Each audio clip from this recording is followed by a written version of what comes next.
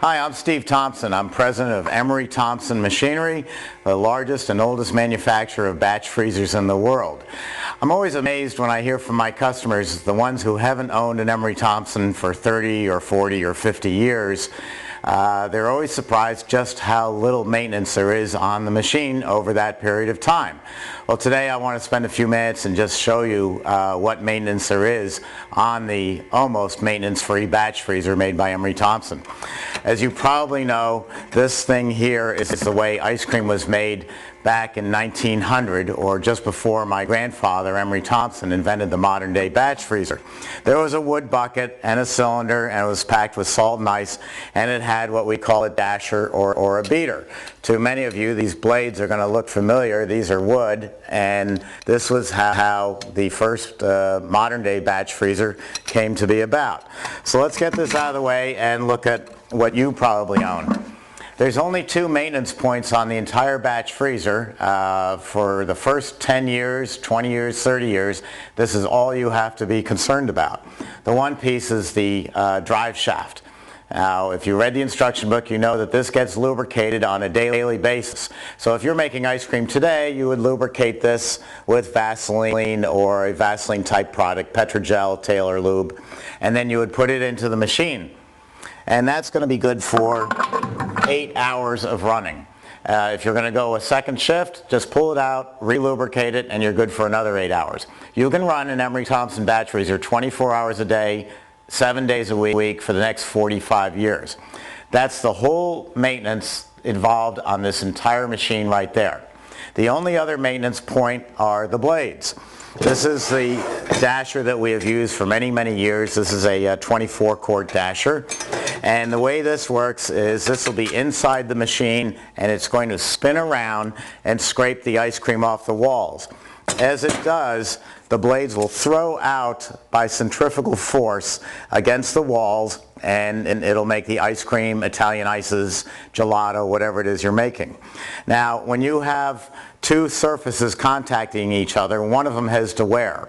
The barrel is made of hardened stainless steel, so it will never wear out.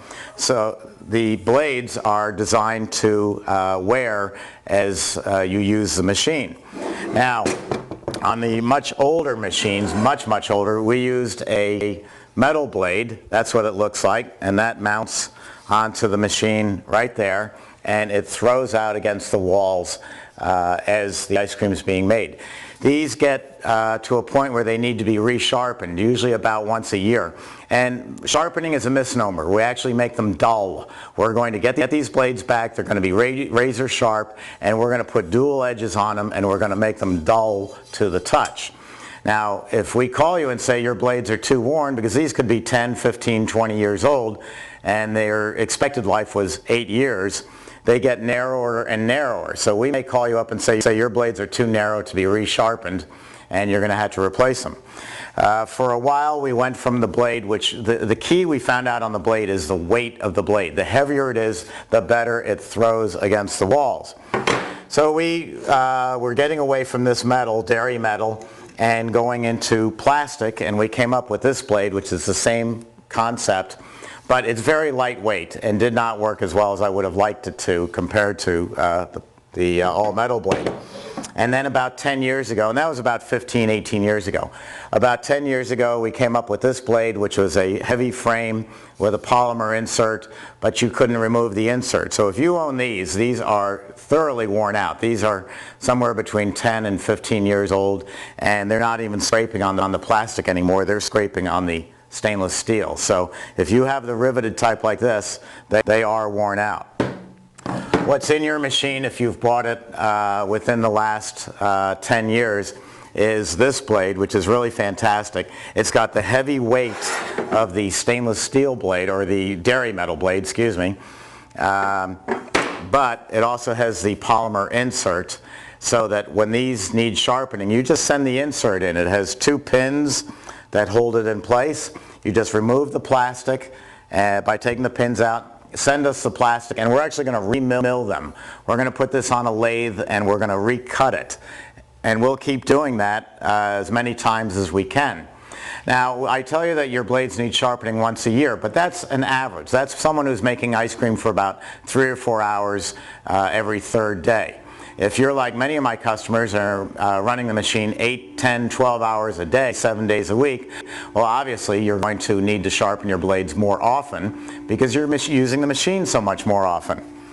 Now, with this type of blade, there is one change over the old ones, and that is how these go on. Once they're installed, can you see this okay? When they're installed, that blade can flop all the way over.